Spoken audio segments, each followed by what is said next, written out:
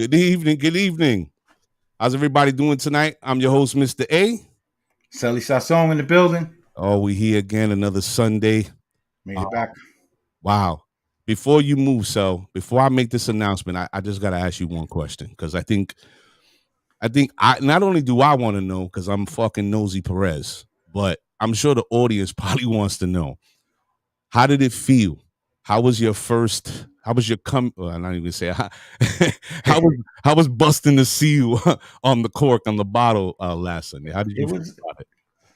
It was a good day, man. Had a lot of fun. Like anything else, repetitions. We're in the early stages, being molded. But I had a great time, man. Such great feedback. Thank you, for all the support out there for us, man. Yeah. And let's keep it going, man. Let's get better and better. Yeah. All right. So now that we got that out of the way, I just want to make this announcement first. And I'm glad everybody's joining us tonight. Let me see if anybody's in the room. People are piling up in the room. Here we go. Let's get them going in the chat. Last week we had a phenomenal show, I have to say. Which went 1.7 1,700 views. You got to mute that, bro. I took that off. Sorry. We almost hit go live.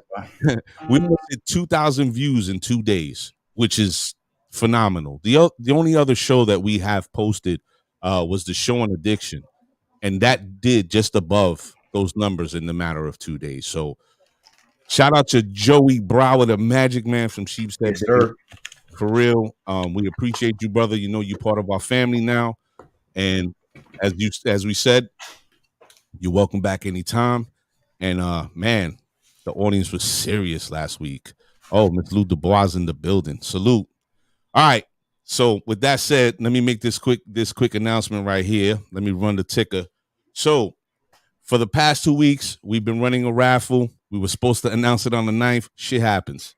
So for all those parents out there, for all those gamers, for all those 40-year-old dudes that can't get their hold on a PS5, we're holding a raffle. All right. It's going to be announced Sunday, December 20th at 2 p.m. Or is it 2:30? I keep getting the time. Well, it's going to be the drawing for the lottery will be December 20th. Mm-hmm. Yolanda Vega, whoever's doing it, December 20th at 2:30 p.m.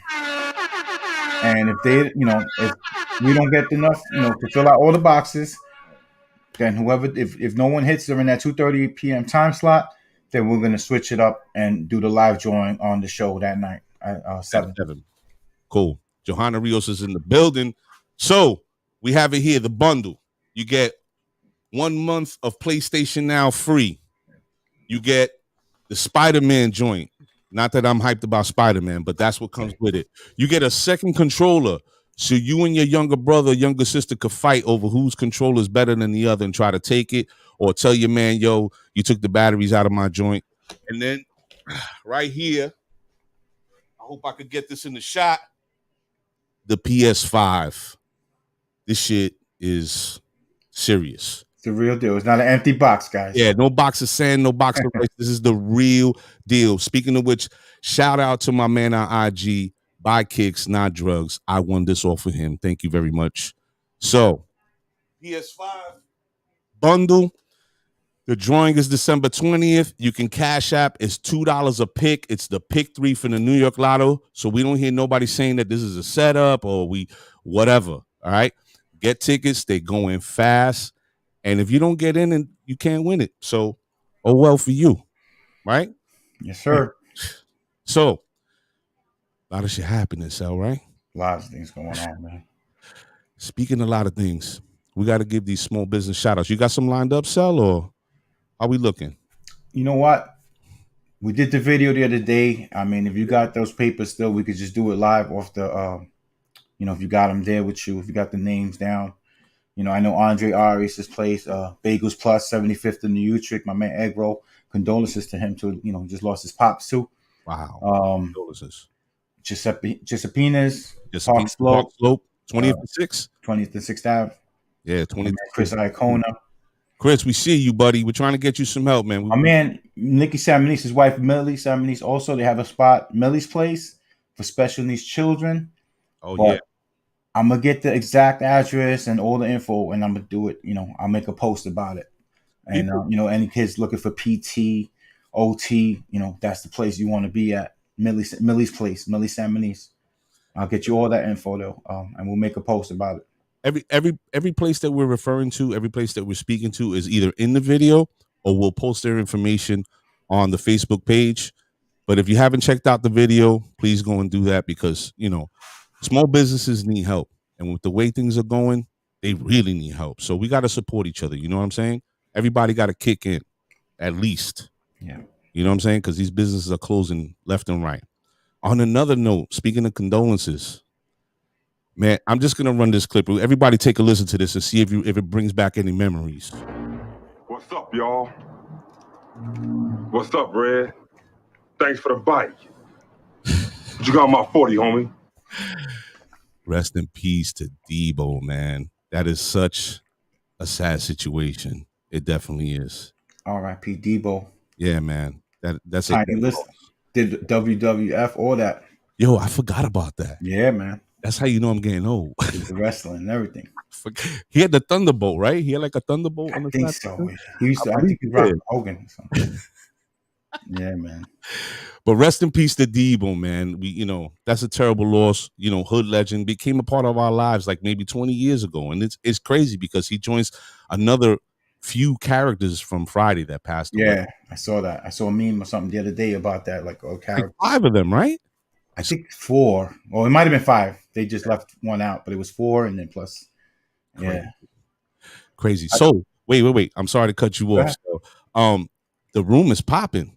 I see Miss Mary Sunshine, Miss Morales is in here, Mr. Ricky Adorno. Salute to Mr. Ricky. Oh man. Hit them subscribes, guys. Hit them likes, please. Yeah, we need everybody to go to the YouTube and subscribe. A lot of people came through in the clutch. Things are moving.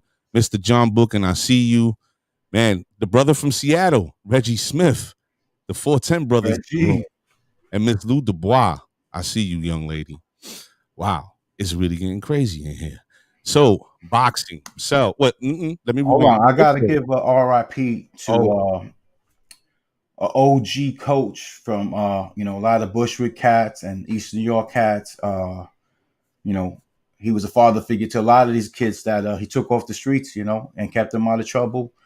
Mr. Jose Manuel Rosado, he coached the Latin Souls. And, a lot of guys that I played ball against, definitely came up through that league. And, great ball players, tough neighborhoods. And, he kept them lined up, man. So RIP to him before we move on. Yeah, condolences to the whole Rosado family and all the brothers that came up under his tutelage. I know this is a tremendous loss. When you have somebody that's that impactful in your life, especially in sports, the camaraderie that you build and the brotherhood that you build when it comes to playing sports, man, there's nothing like it. It really isn't. So RIP, yes, to Mr. Jose Manuel Rosado, and condolences to his whole entire family and the whole that athletic community that followed him. So salute to you. All right, shifting a little bit. Football. Sal, how you making out on the football, man? Football Sunday, baby. Bad day for the New York teams. Reggie, your Seattle Seahawks. Oh, man, they put the beat down on them Jets, man. The Giants didn't look too good. I think Daniel Jones came back a little early, but bad day for the New York teams out there today. Wow. Yeah, man. But don't worry, the Knicks is on. Going to the chip, baby. Every year. First round bump. Damn, man. That's all right though. Somebody got to put the hit on Dolan. Don't take me serious. Don't sue me. Whoa. Just jokes. Just jokes. So one of my favorite sports, boxing. I was in an entanglement yesterday, being that it was the kids, cumple. So happy belated birthday to Mr. A, everybody. December 11th. Yeah. Give him a shout. I didn't get to see it. So, dude, you told me earlier, Bulanga. Is it a first rounder? Oh man, Bulanga Bombas, man, the monstro. Jeez, just he didn't even look like he was in shape. Like he looked like he just came from the off the bodega, and they was like, "Yo, we got to fight for you." And he just Ulysses Sierra, a good vet, like a good sparring partner to Canelo. Right. Uh, um, Seasoned. Seasoned vet, like not easy, and he made him look like a puppy. Made him look like a puppy, and took him out like less than the first round, and Bulanga reminds me of the cartoon dude from Bugs Bunny, the big red dude with the sneakers. Yeah. Yo, that kid's a monster. And he's probably like under 22, 23 years old, no? 22 or 23, yeah, I think so. Mm-hmm. He's standing up, right? I'm sure. He ties his sneakers standing up. Ooh. Yeah, no, he got some pop, man. He got some pop. I hope he, keeps going, yeah. He got to focus and stay, try to keep that entourage to a minimum, try to stay focused. That always hurts, man. Yeah, man. Now, hopefully we'll learn from Trinidad and these other guys to, stay in line, because I know Trinidad been having them under the wing. So. Oh, I thought you meant, you don't want him what happened to Trinidad. I was like, oh, don't. No. Like Trinidad's been talking to him and, mentoring him, like, listen, stay away from cat, whatever. But it's hard. You're young, you got it, money. Come with the, with your boys. So. Wow. But Nakatani, man. Nakatani. Bring it up.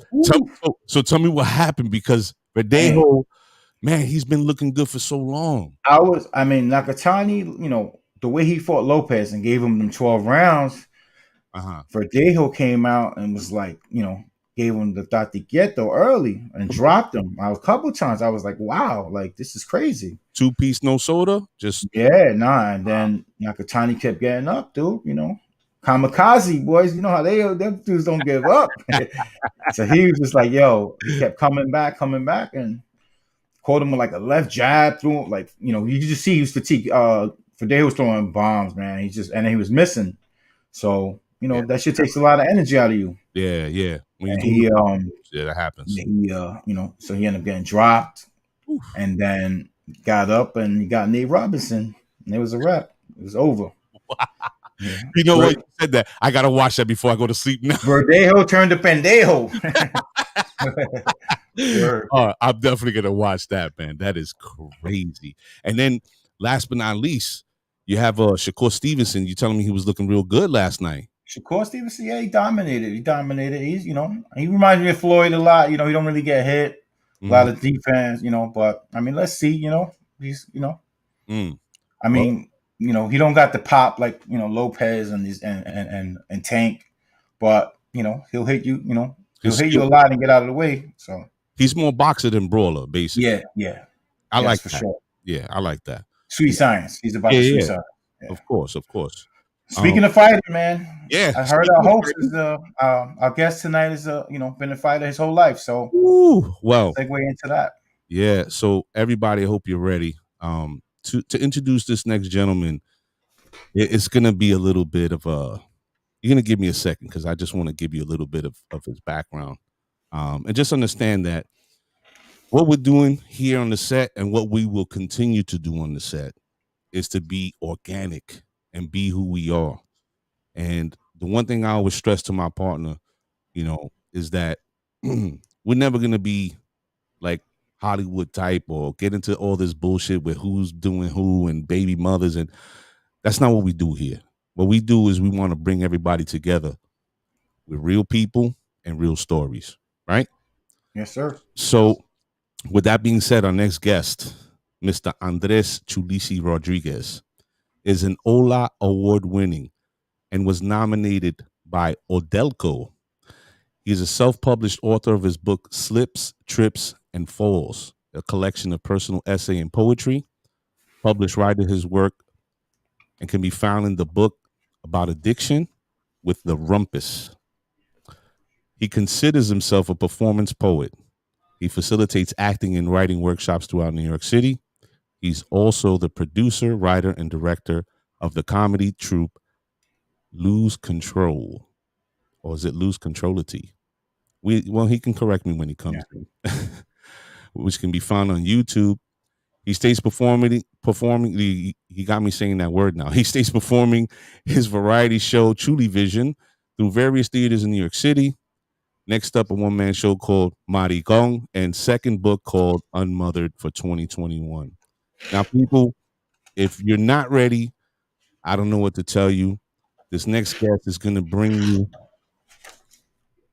behind the scenes and show you his personal journey from start to where we are now. So, without further ado, ladies and gentlemen, we want to welcome Mr. Andres Chulisi Rodriguez. Yo. What's going on, Andres? What's up, Mr. Selling? What's up, Mr. Egg? How are you feeling? I'm good. How are you tonight, sir? I'm good. It was a long day. I'm happy to be home. So I think we all are. It's been it was a long day today. I'm on a frontline worker, so I'm like, all right, we're done. Another day done. Yes, sir. So now we're all home, snug in the rug. We got the room packed with people in support of the set, and just everybody that's watching, we love you. Just keep following, subscribe, support, because we're still going to be bringing all that realness to everybody every Sunday and sometimes Wednesday. But enough about us. Nice. Mr. Rodriguez. Yes. What's up, Papa? The Brooklyn native. Absolutely. Oh, see? Yes. Absolutely. Where were you born? I was born and raised in Park Slope. Okay. Absolutely. I lived in born in a 3-block radius. Born on 23rd Street. My teens were on 21st and 5th, and my adulthood was on 22nd. Okay. So you're one of how many children? There was 4. Now there was 5. Now there's only 3. Okay. Both of the women died in the family. One at 7 and the other one at 26. Yeah. So in the very early parts of your life, what can you tell us about being Andres, preteen? What was life like during those times? And I'm sure that was probably about the 80s, early 80s. Yeah, definitely was the 80s. Andres, what nationality are you also? Oh, yo soy boricua. Boricua all the way. Okay. Puerto Rican, pa que lo sepa. There you go. So no way to say Puerto Rico without the excitement. Damn right. So preteen to teen, like what were your formative years like? Because we all understand like those are the formative years for us as children. A lot of fighting, man. I was a gay kid. I knew that I was gay. I knew I was gay since I was 5. I never hid it. I never knew what it was to be in the closet. I was an expressive kid. I was doing shit that people were doing now. Like I was 13, 14, wigs, skirts. Like that was me. That's the kid. I was that kid. I was that loud, I don't give a shit kind of kid, man. And I had to learn how to be quick with the fists, man, at a very early age. So I did a lot of fighting. It didn't die down to like the 90s. Where people were like, it wasn't accepted as it wasn't accepted, period. Like right. that's just, who are you? And I was like, who are you? And that was it. We went with the hands, like, blah, blah, blah, blah. I used to beat up a lot of guys with the wigs on. I'd be like, it was good. Just keep it moving, I was that kid. I got along with everybody. I had a lot of respect from people, but a lot of my respect came from, my hands. I was a wild child, man. I just, Did you learn how to fight professional? Like, did you learn how to fight, or just fighting taught you how to fight? Nah, it's straight street. Like, and then my brothers were very straight. So when they got into fighting, they were like, "Come on," and they learned, teach me how to box a little more better than what I already know. So it just made me more ruthless. Just put it that way. So you said something that caught my ear. You said that you knew that you were gay at 5. Absolutely. Now, was that? I want to frame this question in a way that is respectful, 1, and 2, right. Doesn't get misconstrued. Yes. There are people that I've had in my life that said that they, like you, knew that since they were children that they were gay. Yes. There's other people that I know that from that age, they experienced trauma that led to their, I want to say, confusing them sexually, because learning sexuality at such a young age can confuse you. So I guess my question is, did you know, or was this born out of trauma? Trauma does not lead to your sexual identity. Oh, okay. So you feel you're born this way. Papa, listen to my sentence. Okay. I didn't say a maybe. Trauma does not lead you to your sexual identity. Okay. If you are straight and you had a trauma that was a gay experience and it was traumatic, you're still straight. You cannot say I'm gay because I was molested. That's bullshit. Maricón es maricón. If you're born gay, whether you have the trauma or not. That's it. You know what? Now the trauma. Now the trauma. Let's be clear. Yeah. Now the trauma is what makes you act out sexually in whatever gender, because you're not in touch with that trauma until you heal. That's one thing. But to turn around and say, oh, I was molested and I don't know if I'm gay or not. No. Okay. Yeah. Okay. Yeah. You know what? And I say that out of experience, and I say that out of a lot of work that I do with people. Because I know a lot of men and a lot of women who have had sexual molestation and abuse happen to them, and they're straight. Okay. That wasn't the confusion. Was there a hatred toward the homosexuality? Yes. Okay. You know what I mean? But as they did the work and they were like, listen, then they understood. Okay. You know what I mean? But no. I knew I was gay. Ooh, since Barbie and G.I. Joe, honey. So you're watching West Side Story in the house, Cats. That's what's going on, huh? The Sound of Music. Like I was a kid that already knew I like musicals. When my mother would buy us toys, I was always told more like the Barbie head that they used to have. You put the makeup on, the pretty cut and grow. Remember that? I was more into that, and I was drawn to that. Not that my mom nurtured it, because I came up at a time that parents didn't accept that. To my mom, from her son to be gay, it was because maybe she did some it was bad parenting. I remember going to school, and one of the guidance counselors talking to my mom and telling her we need to put him in special ed, because being gay was considered a mental disorder until the 70s. You know what I mean? Then everybody was like, "Oh, it's not a mental disorder. Okay, maybe it's just like So I grew up at that era where homosexuality was considered like a sin, and yeah. Did you have a single mom, or dad was around, or? Single mom, stepdad around. Yeah. Absolutely. So. You're a child. You understand who you are. Absolutely. Very early on, you're going through fist fights constantly. I'm sure because of your expressiveness of who you are and your unabashed approach to it. Right now, when you get into your teen years, right, this is when you become a little more. I want to say as a teenager, I was rebellious. So I figured at that time you become more rebellious, and I'm not going to come in at 8 o'clock when the lights go out and stuff like that. When does the creative and performance, the performance bug sounds like it's been forever. So when do you really start saying, you know what, I want to be on stage? When does that start to happen? High school. I was a poor kid. Like, all right. I always performed, but I didn't know the opportunities that were afforded to me. I was a brown gay kid. I was poor. I didn't know about dance schools. I didn't know about singing schools. And junior high school, when they did have like chorus or bands, I dove into that. I was like, what junior high school did you go to? I went to IS 88, right there on 18th Street and 7th Ave. Yeah. Wow. I went there, and they had a music program. They had a teacher there. I forgot his name, and it was considered a shop. Like, it wasn't a full credit. It was just like a class took in between. And he had a piano, and that's how I knew that I could sing, because I knew how to sing by accident. Really? He played, and he was playing on the piano. I knew what he was playing, and I just opened my mouth, and then he turned around and he said, "You could sing," and I was like, "Really? Okay, I guess." I was more into dancing. That was more my thing. I was more of a kid that danced on the streets. I was pop locking and dancing. Yeah, that was me. The Adidas, the Lee jeans, the Tiger. I knew I was a dancer, but I didn't know I was a singer. I found that out in junior high school, and then from junior high school, this teacher nurtured me from a distance. So when high school came around, he was like, "Yo, you know that they have schools for this stuff?" And I was like, "Really?" He was like, "You want to audition?" And I was like, "Nah." Because at that time, when I told mommy I wanted to sing and dance, my mother was like, "Hey, that don't pay no bills, nigga. Get yourself a real job, a real education." And I was like, "I want to be a singer, man." She was like, "That one carajo con eso." So I was already disenchanted.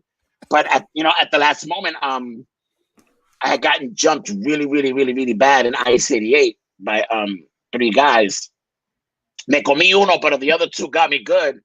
And the guidance counselor was like, he can't go to John Jay, the Zone School, because they're going to John Jay, the Zone School, and it's going to be a serious situation. And that's when that teacher jumped in, and he was like, "Look, I set you up for an audition to Judah Richmond to have a Talented Unlimited program.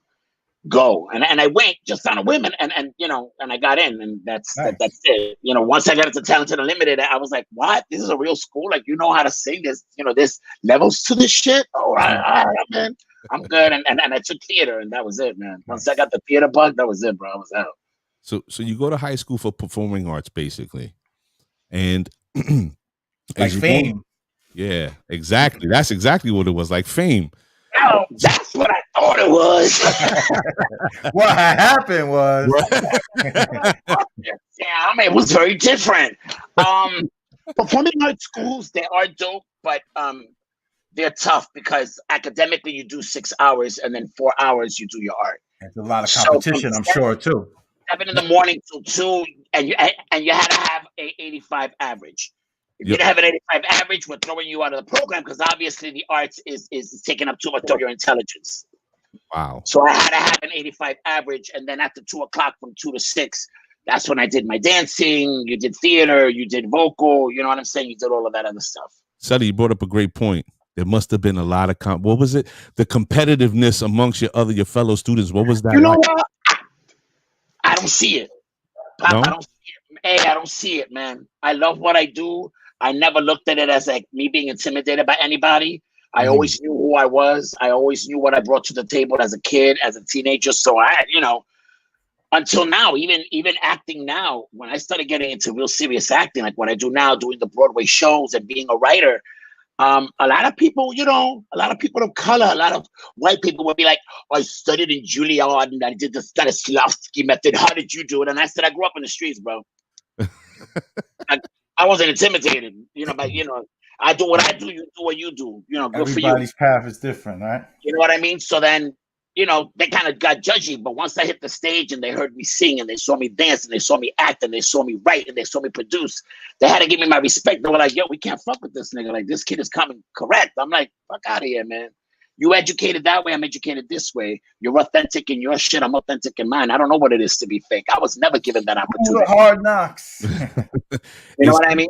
It sounds like he had the typical Brooklyn upbringing because, Sal, I don't know if you remember Melvin and Kevin and the 3 brothers that lived in 2 buildings away from us. The oldest brother, he was a gay man, Melvin, right? And his 2 brothers were straight, right. But Melvin wasn't to be fucked around with, and he was a good dude, right? He lived there before you got to the block. I identify with that. I'm starting to get that memory, but let me tell you, I identify with that. My brothers were ruthlessly straight. Like, my brothers were the type of niggas you were scared of. And the love they had for me, they were like, you could be whoever the hell you want to be, but there's 3 things you can't be. You can't be a high school dropout. You can't be a sucker. And you got to be a leader. And yo, my brothers and my baby, and they were my baby brothers. They were true to that. Yo, Sally, they were true to that. My brothers knew where I was at every moment in time. Anyone said anything, my brothers drove up, knocked on the door, and said, "Yo, we got problems." That's my sister. Because at the time I was a woman. And that's how, you know, as a mind, you know, that's how it's got to be. You know, the love shouldn't change for you. You know, you weren't, like you said, you didn't ask to be born this way, right? You were born, and this is what you do. And you know what I mean? Like, there shouldn't be no judgment of you as a person of what you know, decide. I think a lot of the judgment comes from people having to think of what I do. You know what I mean? Like, when you meet a straight guy, when 2 straight guys meet each other, they're like, yo, what's up? You already know. Pussy's on the table. Right. If I come over and I give you a pound like a homeboy and be like, yo, what's good? And you find that I'm gay, and all of a sudden you're thinking about me sucking dick. That's what, actually, you know not. But I get what you're saying. Yeah. And people automatically be like, oh, he's gay, so that means he gets down with dudes, and damn, and Papa, don't think about what I do in bed, because what me and you are not going to do is in bed. You're just going to be some 2 human people having a spiritual experience, my man, because I tell everybody, like, I do a lot of workshops. I do a lot of work with people on how to heal themselves. I tell people we're spiritual beings having a human experience. That's all the hell it is. It ain't nothing less than that. People, if you're watching, and I'm sorry to cut you off, if you're watching, this is Mr. A with my partner Sally Sasson, and this is the set, and we have Mr. Andres Chulisi Rodriguez telling his story right now, and he You know what? I gotta say, you definitely took me off my pedestal right now, so to speak. Is Because that bad? I'm sorry. no. Okay. You're really putting things in perspective and in a way that people just need to digest it the way you're putting it out. The way you're saying it is exactly how it needs to be said. You know what, negro? En este mundo, in this world, everybody's spending so much time wanting to be different, and I get it. Everybody needs a lane. Everybody needs a lane. You need a lane because you need a name. Because in order for you to have a name, then you can have an identity. And when you have an identity, then you have a responsibility that goes under that identity. I get it. Everybody wants their job. I get it. But Yes, sir. at the end of the day, somos humanos, coño. We're human. Yes, I'm not going to treat you any different than anybody else.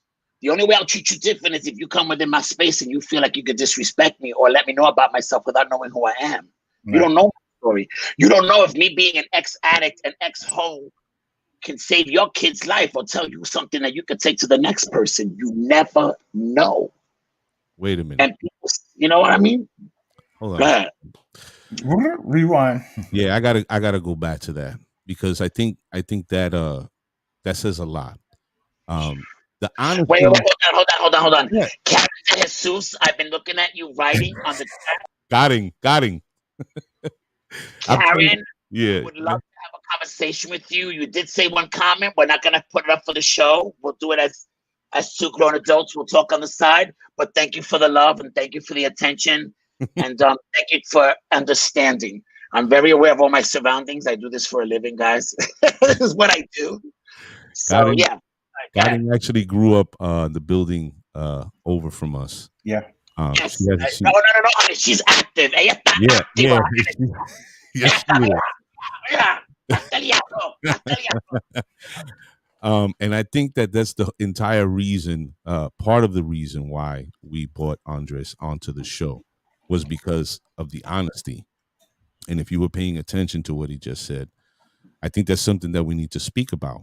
Andres, yeah, in our conversation, our sort of behind the scenes conversation, something that I appreciate about people that come on here and I tell them all the time is that there's no censorship. What we want to do is have you tell your story, your truth about you, and make the connection with the audience. And the one thing that sparked my interest about him and made me respect him more is that he was brutally fucking honest about it. I don't know how to be any other way. The world didn't give me a choice. Right. The world didn't give me a choice, bro. While everybody was straight and they were allowed to do their little fantasy at 16, 18, 19 and do that whole facade and then, in their 25s, they were like, wait a minute, I'm not that nigga. Let me get my shit together. I didn't have that opportunity, man. I didn't have that. I had to know who the hell I was from the gate. By 19, I knew, Andre, you're going to survive in this world. You got to have a job because every straight nigga and every straight woman is going to feel entitled because they're going to look at you like the bum gay nigga. I'm not the bum gay nigga. I'm the money-making gay guy. Straight up. I have to make sure that I'm twice as harder than the next nigga and 3 times prettier than the next chick because the minute I walk into a room, everybody's judging me. So I want to make sure that when you judge me from head to toe, and I have a resume that stands by itself. So after high school, what was your next doing? After high school, did you finish the school, Julia? Of course, I finished high school. Oh my god, I loved high school. You love Jack? Of course, I did. Yeah, no. I love school. My mother never had. I was one of those kids that even with the flu, I was like, I gotta go to school because I loved school. School was a place that I was able to express myself and be myself. Plus, I was doing what I loved. I was singing and dancing. Like, school to me era, chacho. School was great for me. You know what I mean? I found myself. I found a tribe.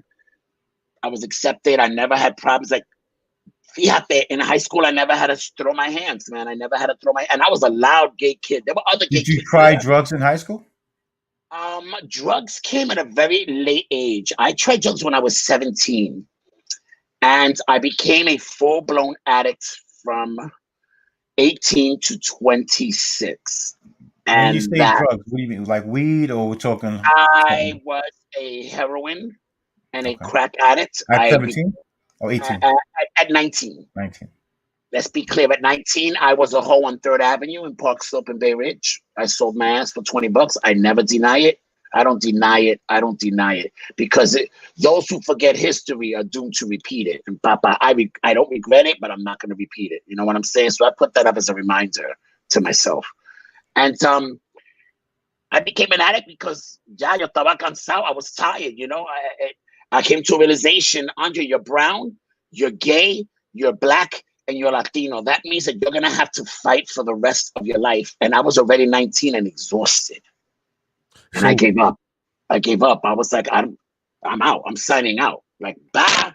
Right. And I went in. I didn't want to feel. When you're an addict is a person that is doing something so they cannot feel what is really their real feeling. An addict is not addicted to the drug. They're addicted to not feeling. Let's be clear about that. What was it that you were tired of feeling, Andres, that led the world, the hatred, the abuse? I was sexually abused. I was molested. I had all the abuses. Like, I went through all of that in my life. Like, I was sexually abused. I was raped. I was beaten. I went through a lot of shit. By the time I went through all of that by the time I was 12. And I held that. And I held that. And I held that. And then I had to fight with my hands just to find a space to sit and just be myself. I had to fight some more.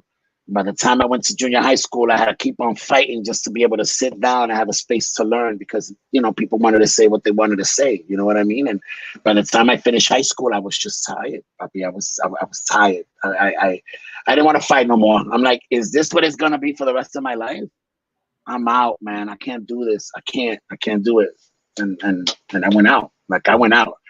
Was there I heard a lot of people in the process, man. I had a lot of best friends. Man, I had drug dealers. Let's be clear, man. Park Soap in Brooklyn. For people who aren't right here looking at me right now, because I know a couple of names that are not on my page that are here. I had a lot of interesting male friends in Park Soap and in Bay Ridge. Let's keep it clear. Those men with their wives, those men that were married, those closet men would look for me in the streets, man. And they would be like, yo, negra, why are you letting the world eat you alive, man? Get it together. I heard a lot of people in the process, Bob, Mr. A. I heard a lot of people in the process. The last thing they ever thought I would be was a tecato. Wait a minute. So you're saying, and this is not the only thing that I got from everything that you said, but you just ended with this, so I kind of like want to take it up and bring it to the table. You're saying that there were straight men or quote unquote straight men who you dealt Absolutely. I mean, they're all over the place. Please. That's so normal. That's such a norm. Is it? Absolutely, baby. I'll never blow a spot, though. But right. Catch me on the and I'll be like, yo, my man. Yo, my man. Yo, my man. You're talking too loud and the music is whack. Yo, Sally, I got to tell you this. There was an author. I'll tell you both, actually. There was an author that came on the show, Mr. Al King. Salute to Al King. Man, he's doing big things. Salute to that brother. He just did a talk about 2 weeks ago, and he said, there's a lot of dudes that are in the street wearing tracksuits, but they're wearing high heels. And it threw me for a loop. And I was like, what? And he's like, listen, there are a lot of dudes in the street wearing tracksuits, but they're wearing them with high heels. Here's the thing that us gay people say. Mm-hmm. If the straightest boy in the room is the boy in the room that is really making an uproar about the guy being gay, more than likely that's the one that'll turn. Wow. Because if you're over 30 and you're uncomfortable around a gay person, that says more about you than the gay person. Why are you uncomfortable at 30 around somebody that's gay? What happened, Papi? What's going on? Where's your mind going to that you're uncomfortable? You should be married or have a girl, right? So what's going on? What's good, boo? Got the R. Kelly trapped in the closet. Was there a moment that was sort of like the linchpin that opened the floodgates for your addiction to, like, for you to like really jump all the way out there? Because being an addict is one thing, but then, you know, the levels that you go through in the addiction. No, Mr. Ray, let's be clear. An addict is an addict. There are no levels to addict. An addict is an addict. Okay. When you are addicted to drugs, when you first are addicted to drugs, you're under the impression that you're just getting high and you're chasing the high. Right. Now, when you get clean Mm-hmm. and you start doing the work, because the only way you can stay clean is by doing the work. And a work meaning, why are you doing drugs? What's the real reason you're doing drugs? Well, the real reason for me for doing drugs is I was in a lot of pain. Okay, let's go to the next level. What was that pain? Well, the pain for me was I didn't like the world. I got mad that I'm brown. I'm mad that I'm Puerto Rican. I'm mad that I'm gay. I'm mad that I have to fight. Okay, so what does that bring up for you? They go down another layer. Well, that brings up for me being unmothered. You know, my mom was there as a woman of substance, but she never hugged, give kisses. So that left me empty. That's an empty void. My father really wasn't around, so that left an empty void of abandonment. And am I enough? You understand what I'm saying? So when you start really peeling the layers, you find out you're doing drugs because you have so much trauma in you that you don't want to feel that trauma. So it's easy to and not feel all that trauma and continue a robotic life. So by the time you get clean, you're like, wow, like, okay. Oof. Yo. Oh shit. All right, I'm here. You know what I'm saying? That's what I mean by an addict is an addict. Mm. You're running from the feelings. And you're recovering for life. It's a life thing. Yeah, I have 26 life. years. You know, you got it. That's an everyday battle and struggle, like any other addiction that we. That's why I told you guys I don't have an option to be fake. Mm. I can't. I gotta. Andre, why are you doing that? I'm doing that because I like it. But why you like it? Are you medicating a feeling, or are you just doing it because it's okay? You know, you always got to question yourself. You always got to do the work from here until the day I die. You know what I mean? So at what point do you quote unquote reach rock bottom to snap out of it? Is there something that happens? Is there realization? May 28th. My birthday is May 29th. I had smoked crack for a whole week. I didn't sleep for a whole 7 days.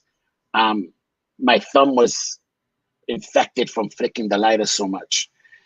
And I forgot that it was going to be my birthday, May 29th. And it was 11:45. Mr. A, this is in my one-man show. My one-man show is a story of my life. And every time I say this, people bug out. And it was 15 minutes to my 26th birthday. And I looked at God and I said, yo, if you think I'm better than just this, you got 15 minutes to show your ass. Otherwise, I'm going to devote the rest of my life as a prostitute and as a crackhead. And 5 minutes to 12, my brother rolled up in his car. He opened the door and he said, come home. Papi, I looked up at God. I said, you got it. And I've been clean ever since. Good for you, man. Blessings. Yeah, for real. Salute, man. Because that realization it's never a moment. It's always like a succession of events and just crazy shit happening that an addict finally reaches what they call rock bottom. And then they make the transition of starting to work to heal themselves and, you know, detox and make all those moves. And then I can only imagine, what was your journey like during the detox and coming off of drugs? Because usually it's a whole process. It's not just stop getting high. Yeah. Because then you have to see people too. Maybe people you've done dirt to, or they've done dirt to you because you were an addict. Like, what is that whole process? What is that walk like for you? By the time I went, like, you know, with that kind of proof that I had to do better for my life, I really didn't. I kept my head right, you know what I'm saying? But I had a lot of forgiving to do, you know what I'm saying? Like I really had to come to a realization that it really wasn't about me the whole time, you know what I mean? Like I really had to sit with self and be like, yo, like what you really doing, Dre? Like, you can't be this and say you this, but you're doing that, puppy. Like, it's not gonna work for you, Dre. Like, it was really good. And the process took, you know, it took me about like 2 solid years of. At the time that I had gotten addicted, I had let go of a record contract for Atlantic Records. Wow. I knew that if they would have gave me the advance money, I would have died of an OD. So that fell through because by that time my addiction was already acting out. So I was showing up late to gigs. It was really bad, and I didn't fail. And I didn't sing for a year. I didn't perform for a year because I was scared that the club sometimes might pay you with drugs instead of money. And I didn't want to put myself in that kind of atmosphere. So for like a solid year, I just didn't do nothing. I just concentrated on getting clean. I concentrated on going to meetings. I concentrated on working on myself. I didn't get no relationships, no sex. Like I really stood focused because I knew that the kind of tecato I was out back on the streets, I was gonna die, man. I knew that. That was clear to me as day. You know what I mean? Andres, and like you have that one-to-one with God at that moment. Yeah. But at the end of the day, you made it happen. You know what I mean? And you have to realize that also He's there always, and He's always listening to us. But you made it happen. You know what I mean? Because we grew up on 61st. We grew up in 4th and 5th, 61st and 4th and 5th, Candela block. And we see many that went and never survived. But we also see those that made it out and cleaned themselves up. And they know it comes from the individual. So, you have to want it. You have to want it. A lot of people that come to, I get a lot of parents that come to me and they're like, my kid is addicted. The first thing I tell them is, you can lead a horse to water, baby, but if they don't want to drink, you're wasting your time. All you could do is just guide them. At the last, they have to say, okay, I'm done. I'm tired. I can't do this anymore. You can do what you can pay for the best rehabs. You can put in the money, baby. If they ain't ready, you wasted your money. It's just that clear. It's that simple. Ladies and gentlemen, if you're just joining us, I'm your host, Mr. A, with my towel off. For real. And this is The Set. And tonight we're speaking to Mr. Andres Chulisi Rodriguez. And he is, wow, he's just putting it all out there. Yeah, absolutely. And absolutely. I hope everybody, and it seems like everybody is really connected and really in tune to what's going on. You're getting a lot of love in the room. Yeah. I'm noticing that. Cynthia, I love you. Karen, keep on talking. Tony Yamaya, what's good, my nigga? Melanie, Sweet G Gonzalez, la comadre. Carla, God bless you, baby. Jeannie Soul, I love you, mama. I love you. Big sis right there. Jeannie. That's my girl, yo. That's my girl, bro. Yeah. Me and her got history. Woo! So me and Lou got history. Oh, that's big sis right there. So Miss Lou. That's what friends to the show. Friends to the show. Yeah, friends to the show. There you go. My cousin Norman, Sylvia. One of the things that I do is when I do Truly Visions, when I do anything social media, I shout out to people because I believe that if you took the time to go online, you need to be seen. Everybody wants to be seen. So I make sure I'm like, hey, what's up? Hey, Marvin, thank you for your comments. Cy Perez, what's up, baby girl? We'll do it. Sully was saying something speaking to our upbringing on the block. Our block definitely was heavy with heroin, like in the 80s and in the 90s. It was really 80s was the heroin, 90s was the crack, Papa. Yeah, It was really bad. And we saw, you grow up, there's those staple of neighborhood people, right? Absolutely. And you see them go from being the cool dude to being the smelly dope fiend in a matter of a summer. They signed out, Papa. They signed out. And it's sad to see, and it's sad to even say. But Sally, just to let you know, there's at least 2 to 3 people that we grew up underneath that to this day they're still on that note. And it's really sad. But because a lot of them can't come to terms with it, Pa. They can't come to, they can't live life on life's terms. I've met the most amazing people as a tecato. But I still remember them. I remember this man that was this woman was one of the highest paid nurses in Methodist.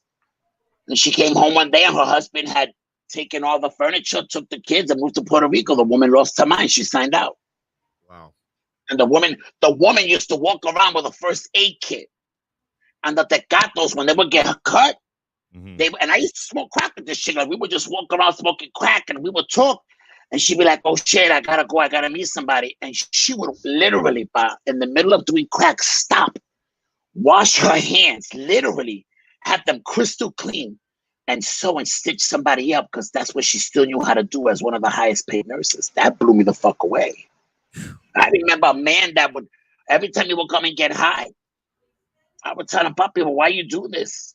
He's like, I love my wife, I love my kids, I give them everything, but no one wants to hear me talk.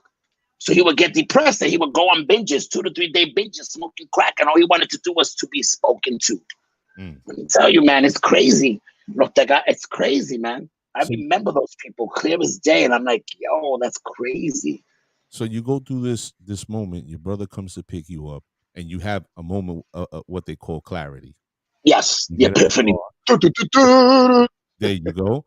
and you go through the process, and it's about a year, and you're keeping to yourself, and you're really abstaining from the world. Is what it sounds like. Yeah. Right now, when you come out of this haze that you were in, what are some of the first things that you mentally desire to do? Music. It's music. Immediately. It's music. Immediately. That was the only thing that got me through it. And that's how I fell in love with jazz. Okay. It was the only I still wanted to perform. I knew that was something I had to do, because being an actor, being in the arts, for me, helps control my monsters. It gives them a space in which they can act out. It gives them a space in which they can release and not be in my head so much. So I knew that right off the bat. Was there a rehab? I'm sorry. Yeah, there was. I went from a detox, then I went to a rehab. My whole recovery was symbolic. I went away on my birthday. By the time I did detox and rehab, my out date of the rehab was 4th of July, man, the day of my freedom. Like it was like bum, bum, bum, bum, bum, which is why it was so important for me to stay clean, because I was like, God couldn't have made it any clearer for me. Like, let me just chill. If the big man answers you in 15 minutes, you got to respect that. You know what I mean? So after that, I got a job in the legendary Tower Records. Oh, one of the best jobs I've ever had in my life. I missed that place so bad. That was a different village that used to be still, the storefronts and everything that were around during the Tower Records era was a great place to spend. That was the place, man. Yeah, it was. That's what the village was. The village. West 4th or West 8? Where was that exactly? On West 4th and Broadway, Poppy. Broadway, yeah. That's where they had all the stores and the shoes and stuff. Right. Yeah. Wow. So you come out on July 4th. Mm-hmm. How was your? I stayed clean for a year. I wanna know your family's reaction. Because you said your brother was the one who picked you up at your moment, right? So my brothers are the only ones until this day that have said congratulations. My mom and my stepdad have still yet to say congratulations. Wow. That's how unmothered I am. Unmothered is having a mother who only will supply you with what you need, a plate of food. She works, she provides, but the emotion is not there. The emotional care is not there. There's no hugs, there's no kisses, there's no you'll do better. There's no you're doing great, but then I had to understand, she didn't get that. But usually when we go through that, and I'm speaking as a dad, as a dad myself, the things that I didn't get, I made it like a tenet of my life to ensure that I gave that to my kids. Absolutely. To make sure that they felt the one thing that my kids, if I've done anything right in this world, is that no matter where they go, they know I will hop on a plane. They know that I will support them in anything that they do. They know that I would jump in front of a meteor, a dragon, whatever, a train, a bullet. Right.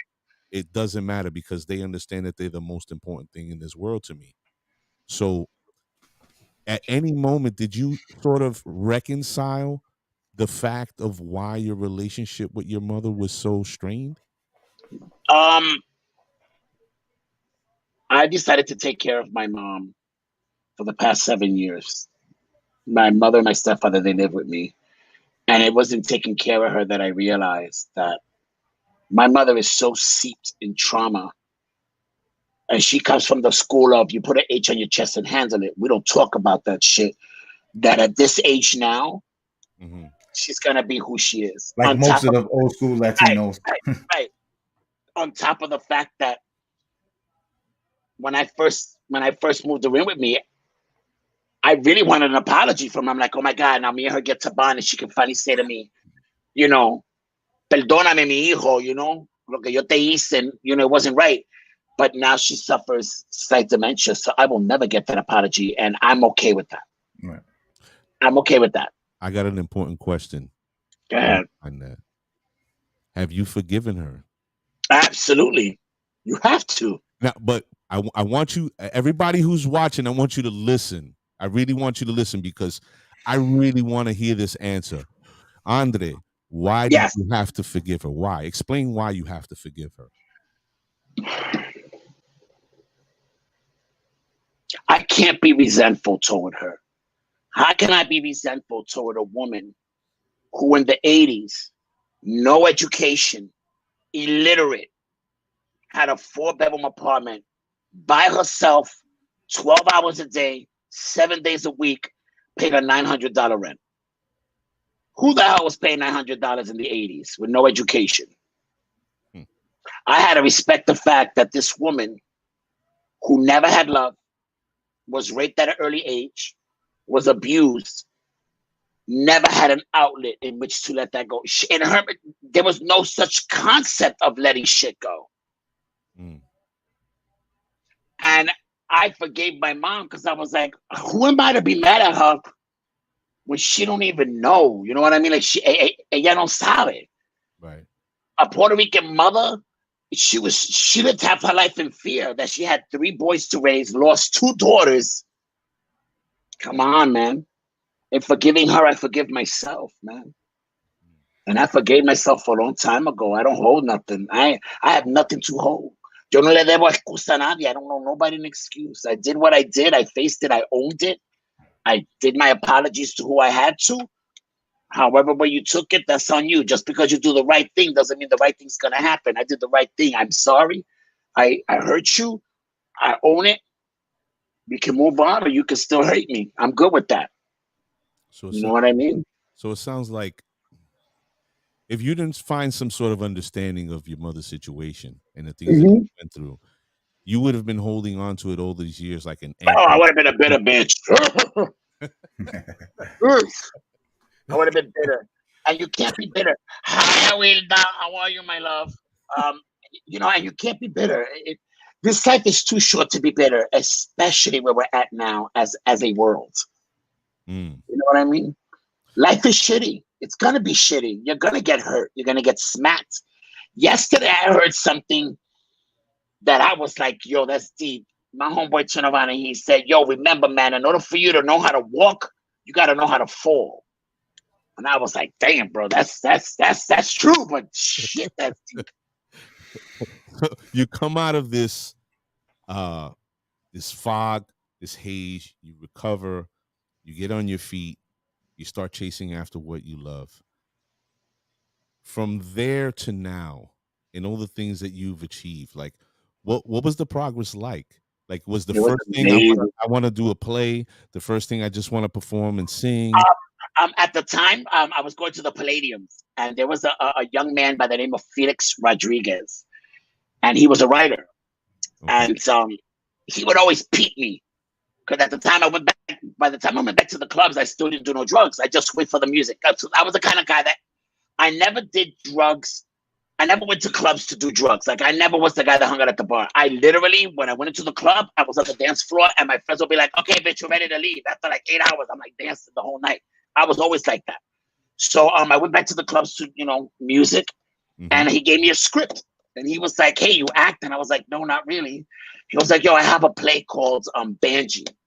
And I would love for you to play Shayla Nagzima. So being that I wasn't singing at the time and I really wasn't working, I said, let's do it. And I did this play. And from that play, I've been working almost 23 to 24 years nonstop. Wow.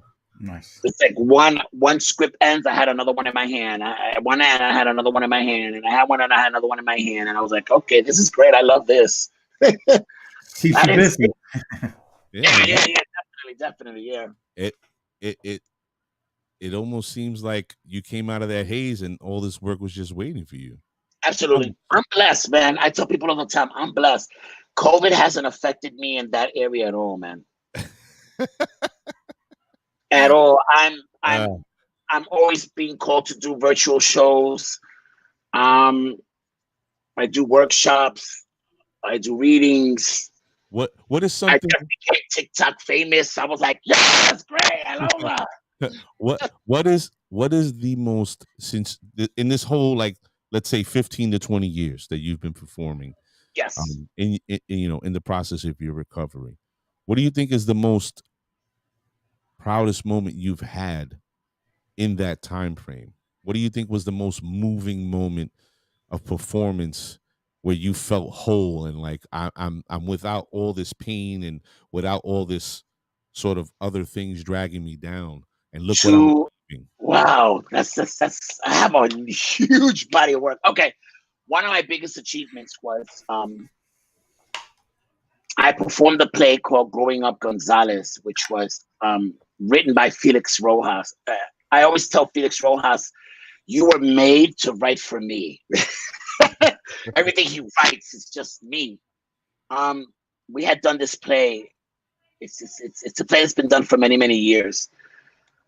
It's the play that's given me awards. It's the play that's put me on the map and solidified me as a true actor amongst my peers.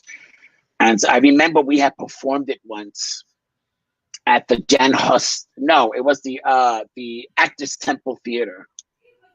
No, it was the Jan Hus Theater. And there was a scene where the brother talks about his addiction. And he's just so angry. And in the middle of me doing this monologue, this lady is sobbing. And Sally, when I told you this woman in the audience was like literally sobbing. I stopped in the middle of my monologue, got off the stage. I hugged her. And she said, you remind me of my brother. Today is his anniversary and he died of a drug addiction. Yo me pongo emocional ahora, chacho. Wow. That's And I powerful. ran back up the stage and I finished the monologue. And for me, that's when I knew that what I do on stage is more than just not about me. It's about the world. That's when I knew that, Andre, you have a gift that brings people to a sense of completion. You give them answers. You give them hope. You're a brown gay kid, and there's someone out there in that audience that's brown or gay and can say, thank you. I can do that. You do that, I could do that. That was like a big pivotal point for me as an actor, where I was like, yo, it's really not about me. It's not about me. There's a bigger purpose outside of Oh yeah. the love that you feel for the stage and performing. You're actually having an effect on somebody else's life, right? And you're bringing so much. I think that's what it really is. It's like we grew up playing sports, right? And I used to go to my guys' games. Sally used to be a big baseball player. We played basketball together, whatever. But when you see somebody who's dedicated their life because they're passionate about it, right? When you see that person play and the things that they're able to achieve, it's like, it's moving. It's like, wow, I have a different respect for this person. This is something I've never seen from them because I've never been to any of this guy's games. But to see them in motion, it's like, holy shit, like this guy is amazing. So your performance and your artistry and your boisterousness and that you bring it's real, it's authentic. Absolutely. I don't believe in striving life to be authentic, man. That's number one. Right. A lot of sorry. Go ahead, Andre, finish. No, go.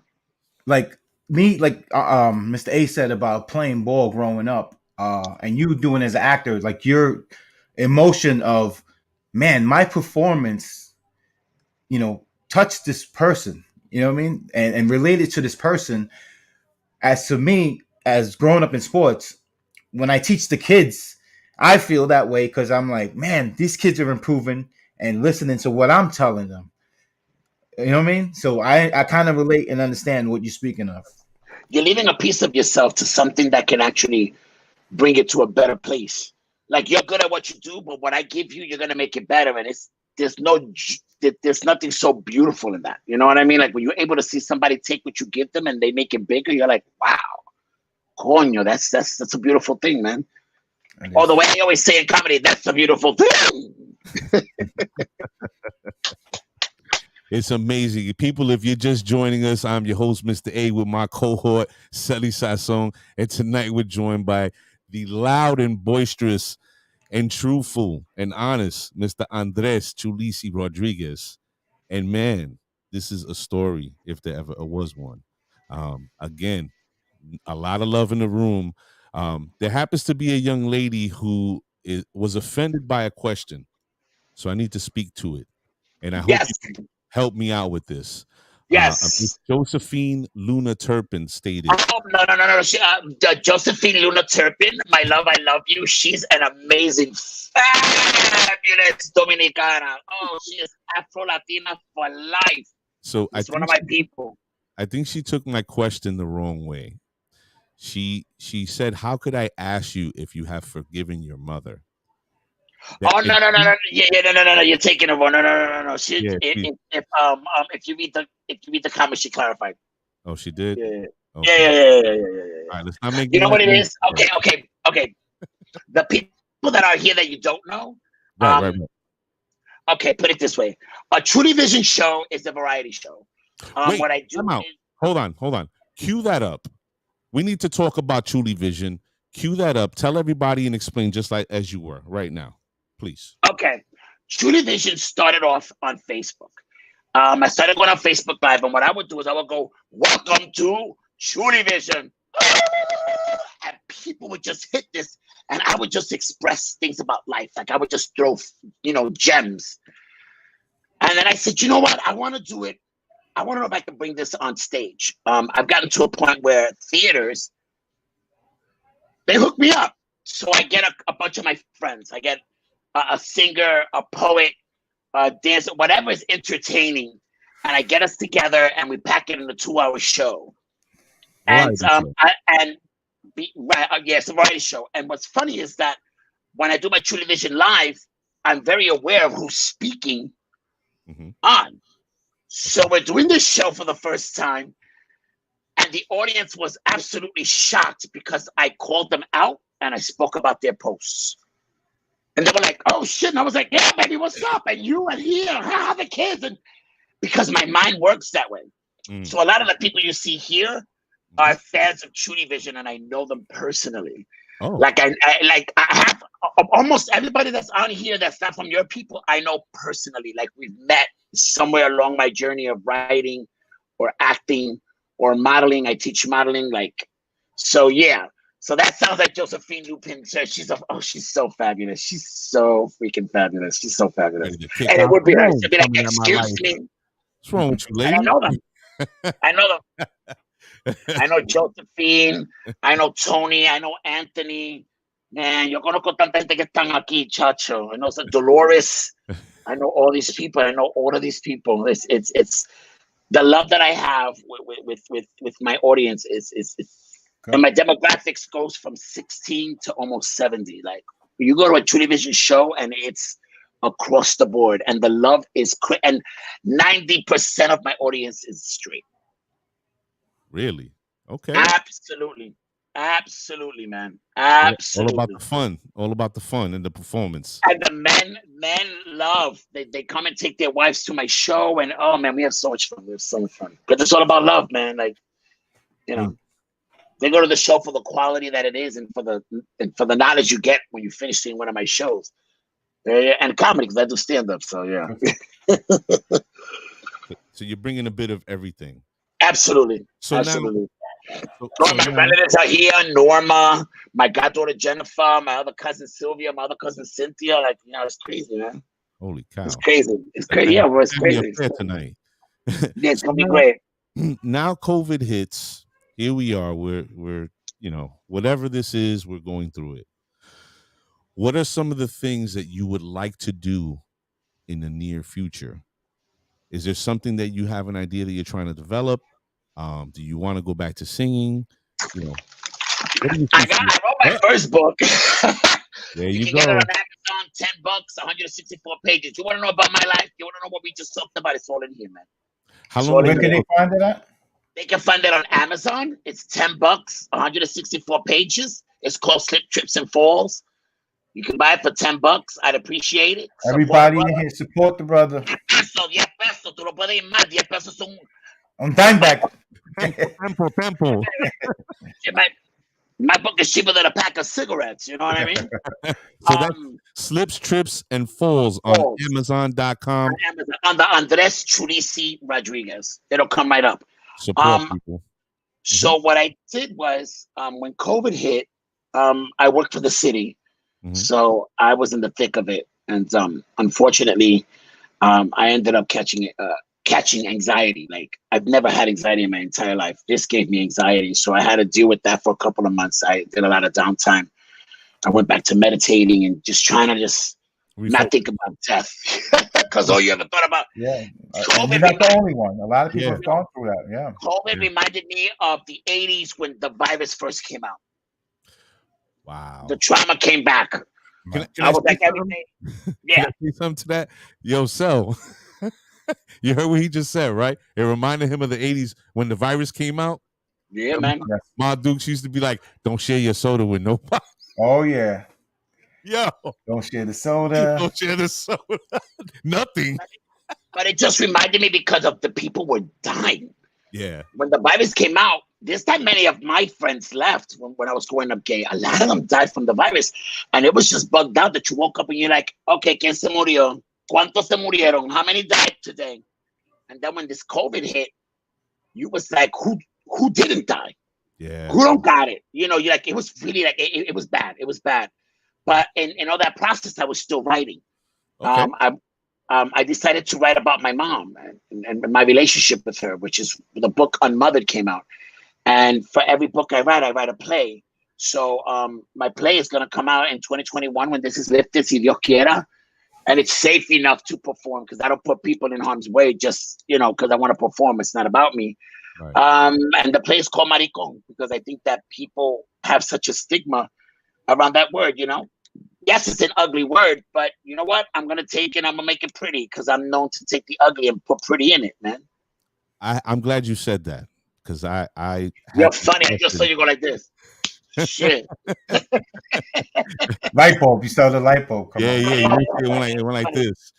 I got a question for you. And this is going to probably start another problem in the room, but you know what? Fuck y'all. This is my show. This is my man's show. We're going to say what we want to say. Okay? Yeah.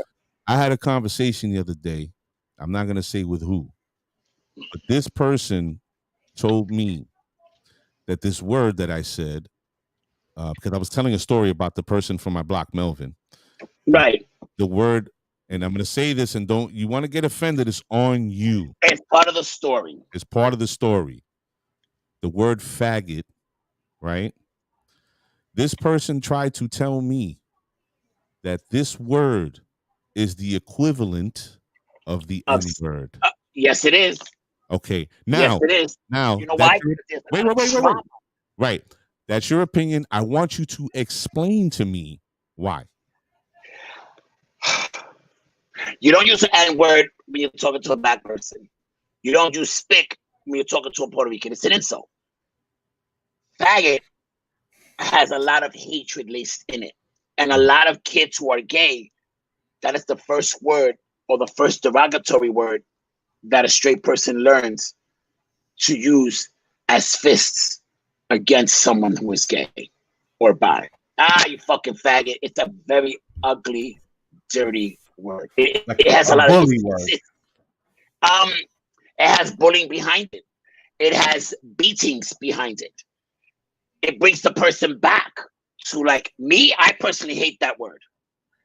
That'll get my fist up real quick. I just had to check somebody. I'm 52. I just had to check somebody 2 weeks ago, right off the street. I walked by and was like, look at that faggot. I told him, I said, what the fuck you said? Nah, I said, yo, my man. If the fist ain't going up, you ain't got no right to say that, you fucking punk bitch. I was like, bro for bro. He was like, fuck you. I was like, as long as you don't say fuck you, faggot, we're good, bro. Because that for me brings up trauma. That for me brings up all the times I had a fight. Right. That for me brings up the memories of when niggas try to jump me. That's all they would say every time they hit me. Yeah, you faggot. Blah. So that brings up trauma. So you got to be real careful how you throw that word. Because it'll bring some shit up for some people and you don't know how that person reacts to that. You know what I mean? For me, I'm okay as far as like once you say it, I'm like, what the fuck you said? After that, it can go left for you or it could go right for you, but it's gonna go somewhere. You know what I mean? Yeah. So, what do you think about that, Sally? We never got into a conversation, but I mean, do you think he's, that I think that's Andre's opinion, and I respect it, but I disagree. Of course, you would disagree, Bobby. You're not gay. No, You're not gay. That It has everything to do with gay. Absolutely, so? yes, it does. You know I'm why? not black either. Right. So you're not going to be color. affected by the N-word the way a black person would be affected by the N-word. So you're not even allowed to use it just because you light skinned. You a light skinned Puerto Rican. You don't know what it is to walk down the street and have people side eye you just because your color. You don't know what it's like to walk into a train and have everybody grab their purse. You don't know that, so you can't use that word. Just like you can't use the word faggot because you don't know what it is to walk down the street in fear that you might not get home the next day just because you're different. You can't use that word. You can't because you'll never understand what it holds. I'm taking Sully's title. I'm the new Black Cloud. See, I just started some shit. No, you didn't start no shit. No. We're gonna be educated. Let's be real about it. You know what I mean? No. This is the reason why I asked the question. And again, I disagree because it's such a huge discussion to be had.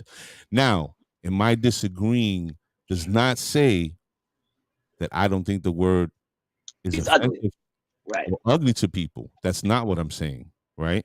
I know as a male, growing I hate this whole fucking label shit. I don't need to tell anybody. Man. As a man, period, I grew up around dudes, and we used to we're playing ball, somebody gets elbowed or hurt, and come on, son, you're acting like a little faggot right now, like serious. But that's different. No, right. But I'm just saying, I grew up with that word in that context, just like I grew up with the N-word in a different context. Right. But then you have to understand, when people describe me, they use two words. I can guarantee you they're going to use two words. Colorful and flamboyant? They're going to be the guy with the raspy voice, the faggot, the gay guy. And I'm more than that. And we're more than words. Right. And we have to be mindful, especially, and I say this to my friends who are straight and have children. I tell them, your words affect your children.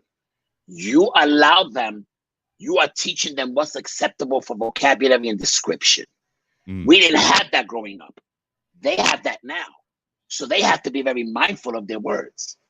And it's a parent's responsibility to teach their kids, listen, that's not cool. Like when they started saying that, the new kids were like, yo, man, my bad, that's just so gay. I was like, why every time something is derogatory, you use the word gay to it? Because I'm gay, so you mean that I'm derogatory? You understand? You have to be very mindful of that. You have to be mindful. You have younger children, right? Yes. And Sasson, I think, is going through a different kind of learning experience than myself because, like I said, Sully's children are younger. So he's getting this generation sort of understanding as it reflects in your children, right? Sasson, your children, do they try to police your words and how you speak and whatnot? Oh, all the time. Yeah. I mean, because again, like if I use the N-word in our context, it's not derogatory the way I'm using it. It's just the kind of the way we grew up talking.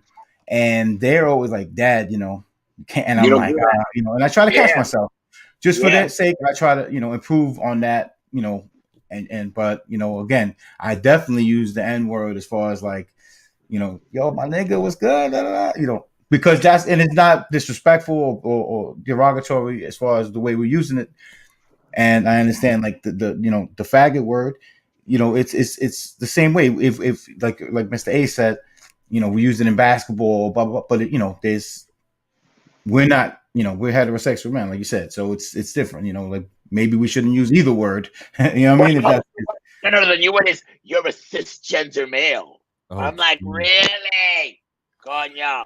And it's just, it's just a rabbit hole that even with the churches, you want to get into the churches and religion and, we're going down a rabbit hole that we just need to. I don't understand how the church can be like so against homosexuality when half the church is molesting children and y'all quiet about that.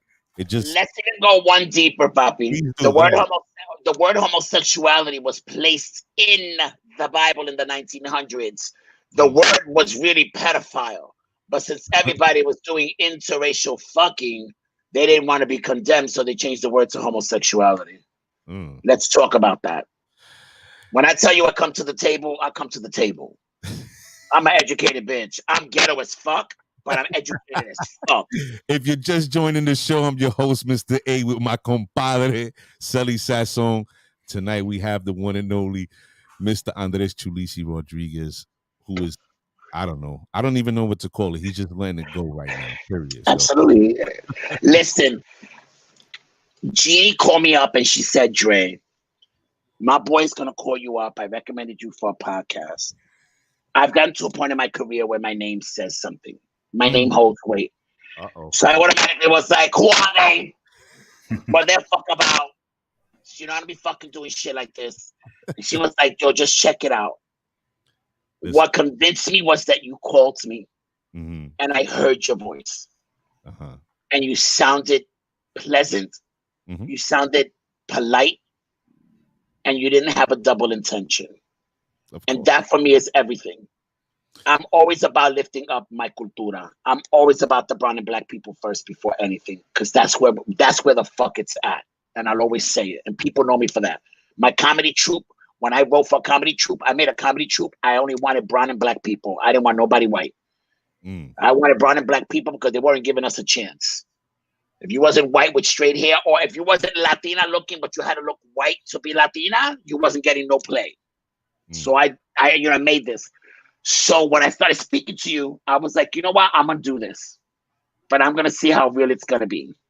And when you call me back up a couple of days just to, confirm and everything, and we had that slight conversation, of just like kind of, it's going to be cool. This is what it's about. I was like, okay. And that's why today when I went to work, I just had you guys on my mind the whole day, because I was like, I'm going to come to the table authentically transparent. I'm already transparent when I perform. My audience, what I'm talking about, my people that are in the room, they know this. Today I just made it more, we got more into the level, but they know. They know who I am. Because in order to succeed in life, you have to be authentic to yourself. Yeah. We thank you for coming, definitely. You know what I mean? With us. So I came ready, puppy. I came.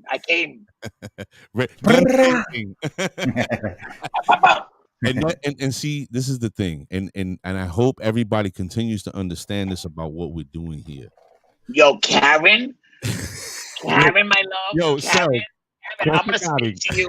Check, Karen, mommy, you got a lot of mommy. I love you, but I'm gonna blame you, Karen.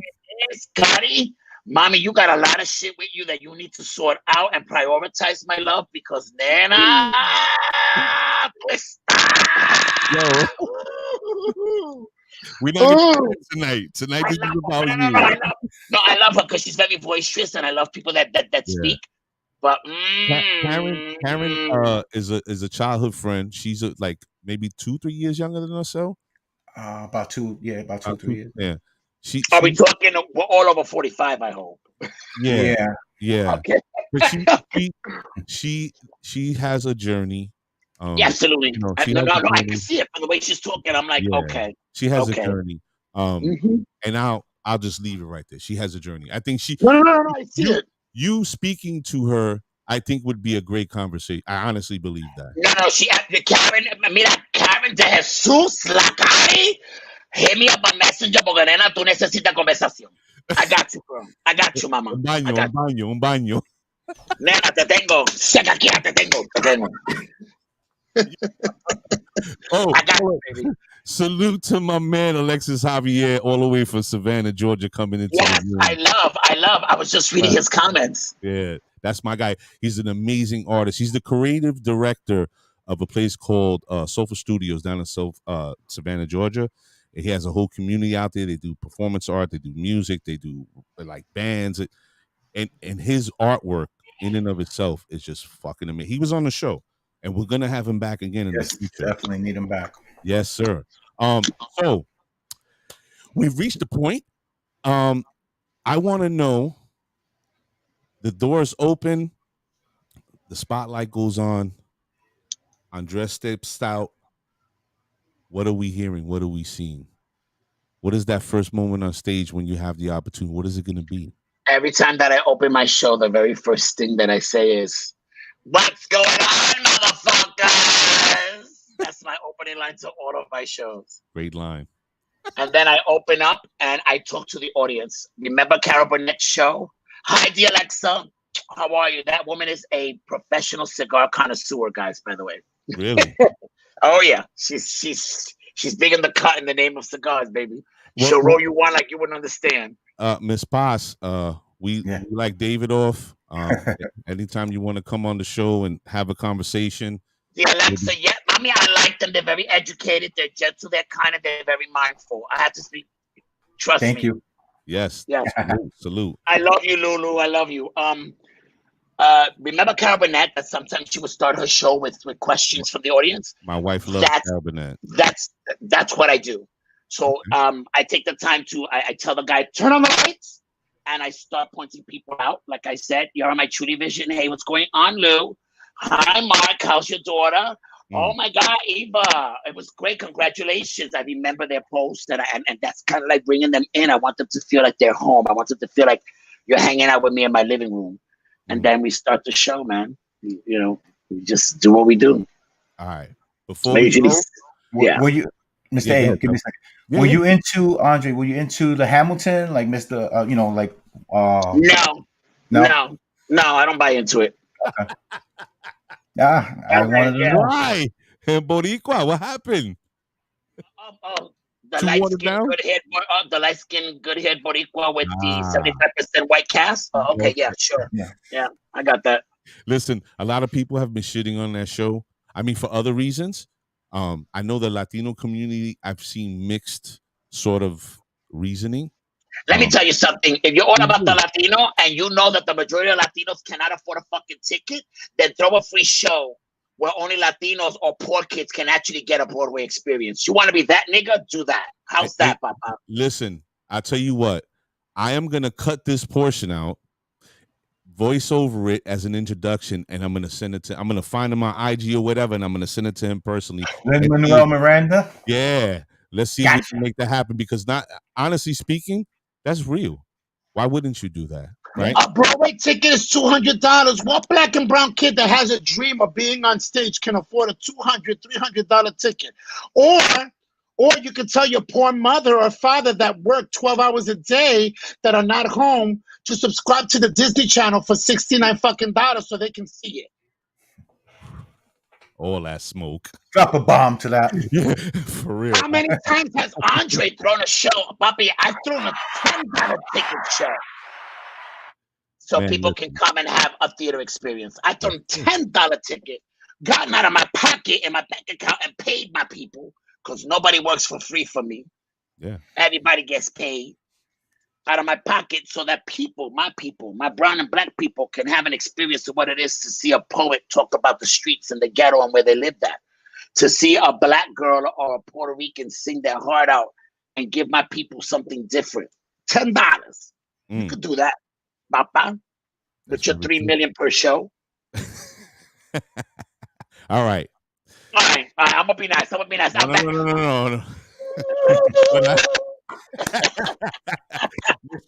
Bring it back. Yeah. Come down a little bit. Mr. Andres, before we go, I would like you to raise that book again. Let me raise your book here. There you go. People, if everybody is I'm going to put you on solo right now. Like, hold on a second. I'm going to remove.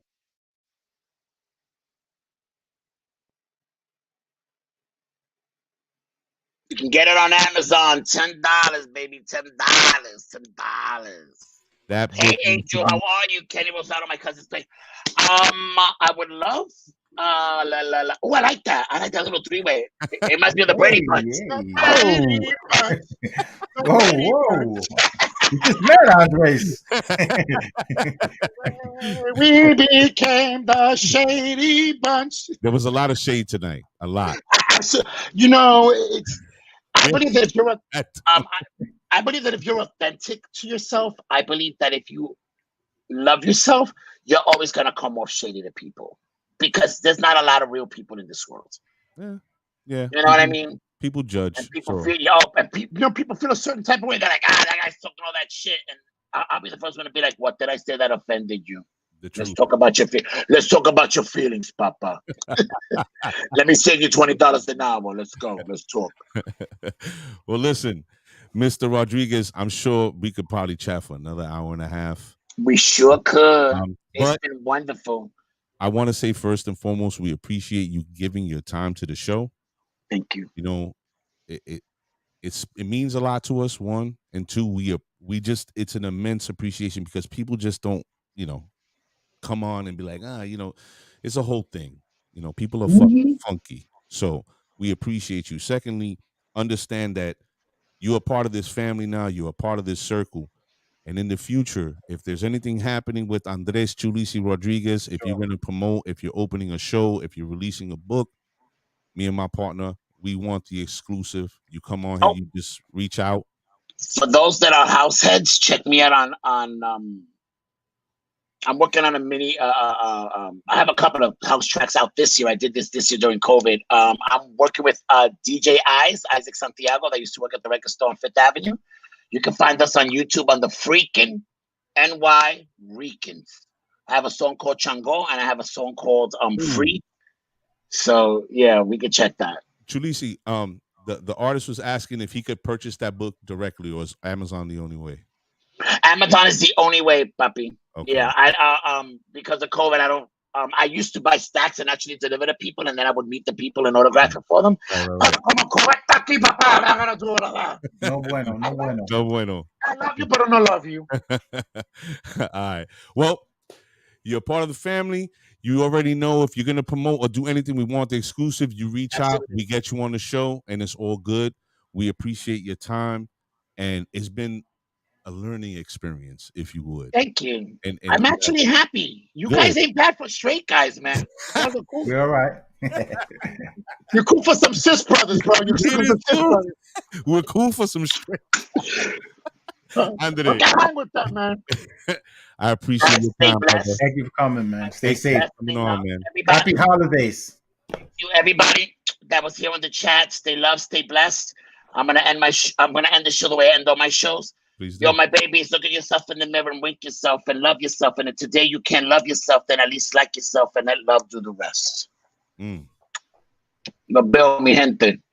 Take care, brother. Thank you. Take care.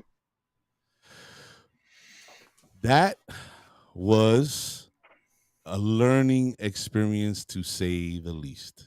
Right? Yeah. You had a good time, brother? Definitely. Always. We can never stop learning, man. That's what life's about. We got to learn. We got to learn boundaries. We just respect each other. We got to learn. We learn a lot of things. Yes, we always learning.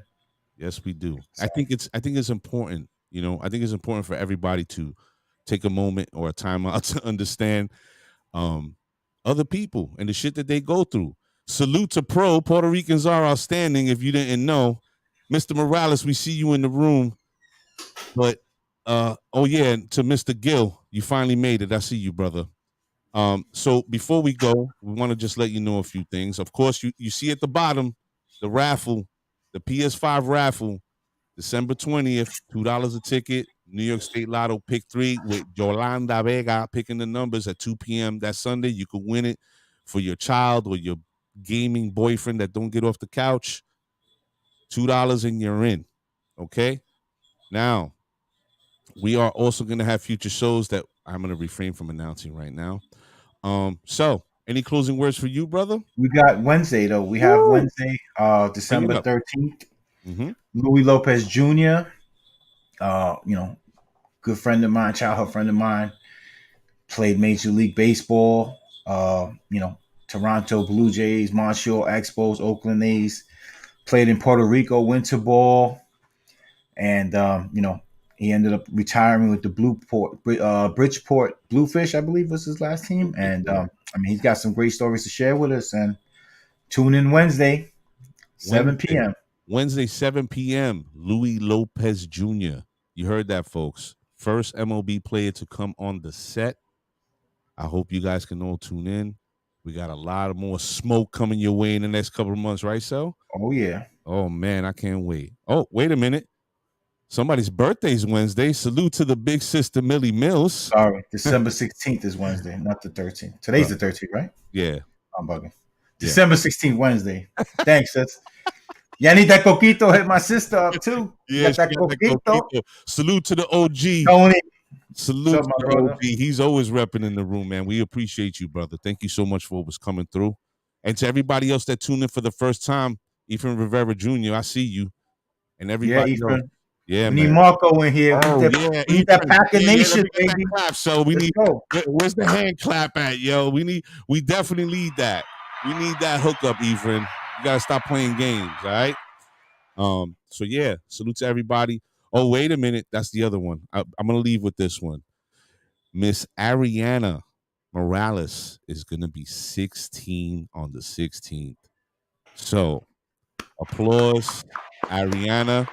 Beautiful young lady. She's an artist in so many different ways. She does makeup. She gets fly with her clothes, and she does all sorts of creative stuff. But happy birthday, Ariana, and we love you. And yeah, that's it. We out of here, man. Let's go. Hold on, before we sign off. Another one. Let's Let go. everybody know. I want all of them in the chat. Hit them hand claps. Oh yeah. We don't act like the plane just landed. We know we come from Puerto Rico or DR, all these Spanish places. When you land, you be like, yeah, that's right. Hit that clap, baby. So another good one. Yeah, another good one. Salute to everybody for watching. Stay tuned. We're still going to be bringing a lot of smoke. I'm telling you, you do not want to miss it. And if you do, sucks to be you. Remember, $2 a ticket, December 20th, Sunday, PS5 Bundle. If you don't put your $2 in, you can't win. All right? So, hey, yo, Sasson, we out of here? Let's go. Let's go.